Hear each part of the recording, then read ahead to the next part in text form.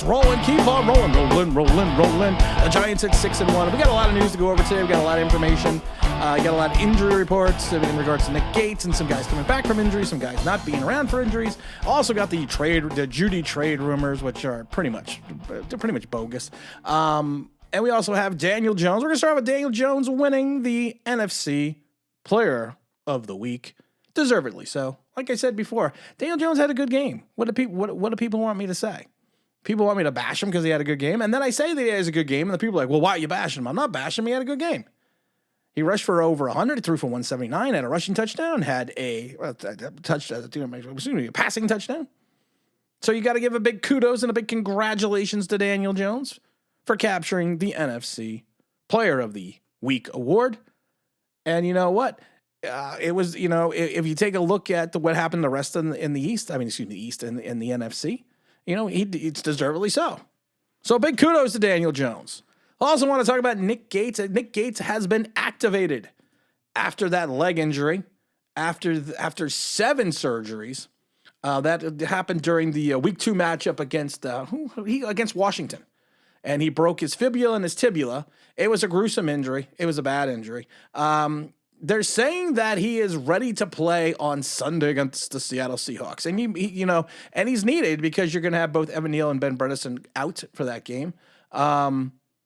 Gates, of course, was the center for the Giants in 2020, played the entire season. They also played guard. Then he switched over to guard when he had the knee injury. Not the knee injury. Broke his leg, Tim. Come on, Tim.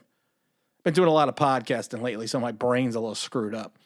So you know what? We got to wait and see what happens. I'm very excited to see him play at 425 in Seattle. Big kudos to Nick Gates, making that big comeback, doing what he can, doing that thing you do, and getting back onto the active roster for the New York Football Giants. We also have a couple players that have returned to practice who have been missing in action for a while. You got Matt from Connecticut coming back. Outside linebacker Smith is coming back as well. Smith has played sparingly from time to time. You got Rodarius Williams all returned to practice. Matt from Connecticut has his 21-day window has started to return from the physically unable to perform list. While Smith and Williams were designated to return from the IR. So you know what? It's like the troops are coming in. Matt, of course, tore his ACL last December in the game against the Eagles. Williams also suffered a torn ACL in Week 5 last season, and Smith suffered a neck injury late last season. And they both finished on the IR. And they are both placed on the IR at the beginning of the season. So the news, though, wasn't quite as happy and exciting or positive for Shane Lemieux, who remains on the IR with the foot injury. He said that he's improving, but there's no guarantee that he's going to return this season. I mean, that's just, that it's one of those things that you just kind of feel bad for the kid because of the fact that you look at it and, Shane was going to be the starting guard. And all this happened, and you know what? You just kind of feel bad for the kid. You feel bad for anyone that's got an injury issue, and that tries to come back. We're also talking about another injury issue with Kadarius Toney. Nobody knows with Kadarius Toney. Nobody knows what's going on with Kadarius Toney. Nobody knows if he's going to return this season for the Giants. He's a quagmire wrapped in a riddle. I'm hoping that we see him sometime in the near future. You don't want to see a first round draft choice languish on the bench because you know what? It's one of those things that you never want to waste a pick, but then you have the Parsons kind of tied to him. You got Justin Fields kind of tied to him as well. So it's one of those things that you have to keep your fingers crossed that the Giants get some production out of him this year. And we can kind of move forward as well. Kenny G also did not practice on Wednesday. He did not practice well today.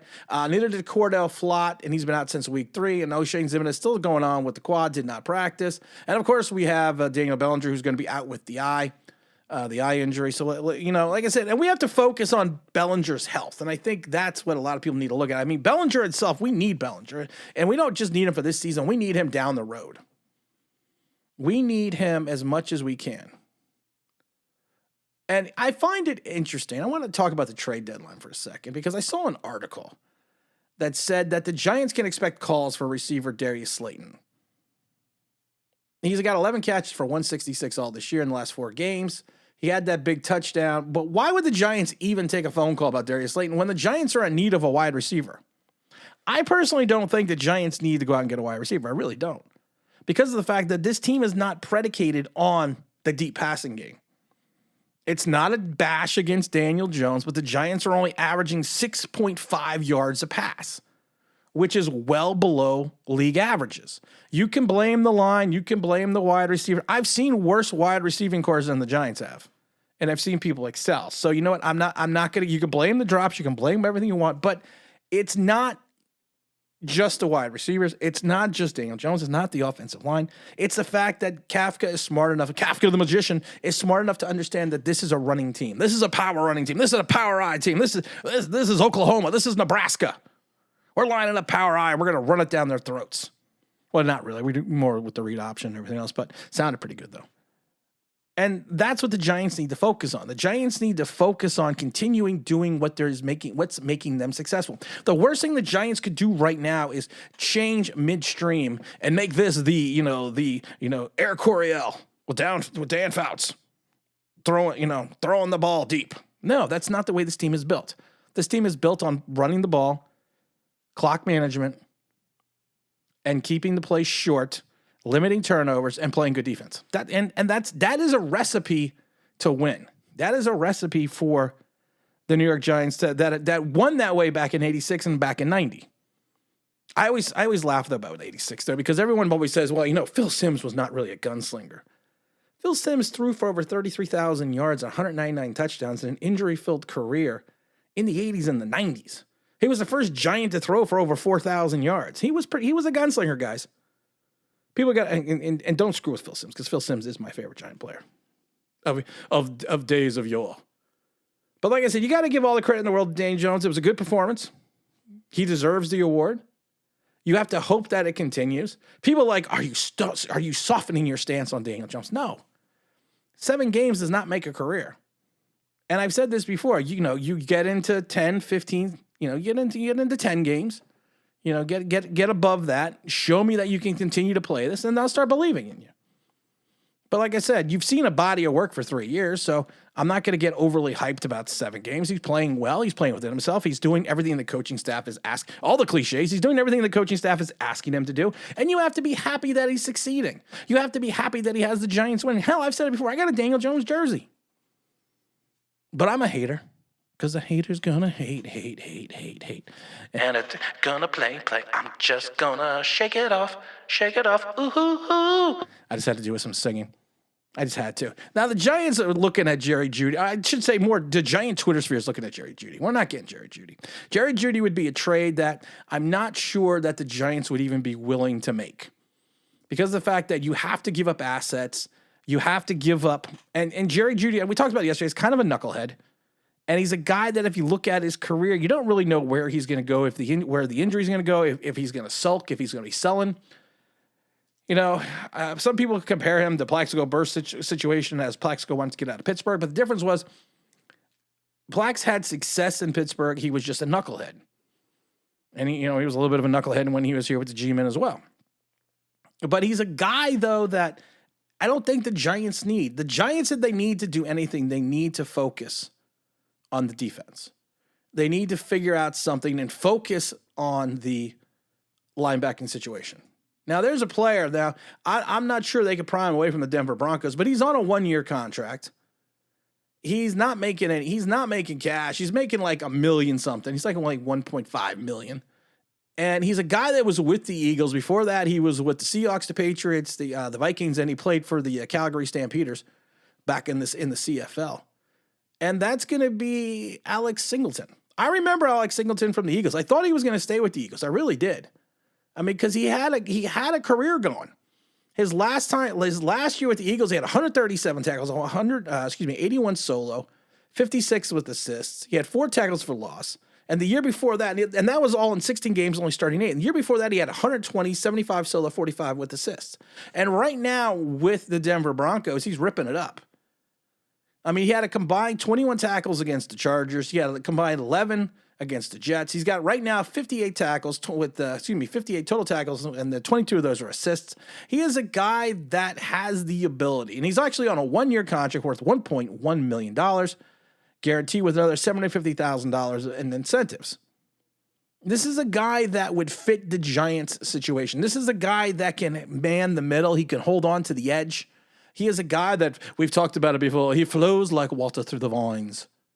He understands how to play the linebacker position. I'm not going to sit there and use him as a blitzing linebacker because that's not his forte, but I am going to use him more in the mode of Blake Martinez. I'm going to let him sit there in the middle. I'm going to put him on the outside. I'm going to allow him to help Kayvon Thibodeau, whoever's on the other side. I'm going to allow him to help Leonard Williams and Dexter Lawrence. I'm going to allow him to help fill the middle of the field. He would be an interesting proposition for the Giants, and he would be something that the Giants could afford. He is a guy currently, like I said, that the Broncos, if they are moving out of contention and they're moving out, that they may want to take a look at moving him. They may want to try to get something. Maybe you get a 4th rounder for him. Maybe you get a 5th round for him. And who the hell think you would get a 4th or 5th rounder for Alex Singleton? But like I said, the former Montana standout knows how to make tackles. He does not miss tackles. We've talked about Tate Crowder, who has something crazy like 11 missed tackles for like a net yards of 133. He is a guy that is going to stop the running game. He is a guy that, again, I'm not going to put him on the tight end. I'm not going to singularly throw him out into coverage, but I'm going to allow him to be a professional and move through the pile and find where he needs to go to make the tackle. He reminds me, I've talked about it before, he reminds me a little about Miami Zach Thomas. Zach Thomas was a guy that most people thought was not very athletic, but he had the ability to slide through. He had the ability not to get lost in the sauce. He had the ability to find the ball carrier and put himself in the right position. And currently, right now, that's what Alex Singleton is doing. But like I said, if I'm the Giants and I'm looking to make a trade, and I'm looking to make a trade that fits not only for the team potentially down the road, but also for a guy that is going to help you immediately, it would probably be Alex Singleton. For those that do not know, the new podcast just launched. It's pretty funny because there was some audio technical issues in the first podcast, but we left them all in because it'll all be explained in podcast number 2. It's called Get Off My Lawn, the mad ramblings of a Gen Xer. We have a lot of fun on it. So if you go anywhere on YouTube, and I'll post in a link before, if you go anywhere, it's not on YouTube, but it's on any place you can find podcasts. It's a lot of fun to listen to. We're going to have a lot of good Giant stuff coming up in the next couple days. And again, this is Till the Online Big Blue, bringing you the best New York Giant sports talk entertainment. And as always, if you like, subscribe. If you can ring that bell, you can hear the news.